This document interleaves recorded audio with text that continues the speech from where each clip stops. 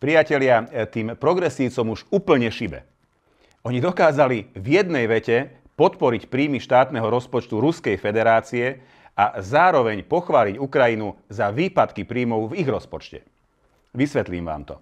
Podľa progresívneho Slovenska, pokiaľ premiér Fico a ministerka Saková nezabezpečia, aby SPP žaloval ruský Gazprom za nedodanie zemného plynu, tak vraj zrádzajú národohospodárske záujmy Slovenska. Preložené do zrozumiteľnej reči, vláda má s Gazpromom zabezpečiť alternatívne trasy pre ruský zemný plyn. Proste ten ruský zemný plyn tu chcú mať a basta.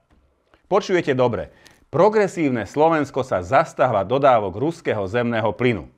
Už je to pre nich národohospodársky záujem. Zároveň však schvaľujú aj krok Ukrajiny, ktorá povedala, že od 1. januára tohto roku ten ruský plyn potrubím cez jej územie nepotečie. Vraj, aby Európa platbami za plyn nefinancovala Rusom vojnu. Za umožnenie prepravy plynu jej územím mala Ukrajina v minulosti príjmy vo výške asi 800 miliónov eur ročne.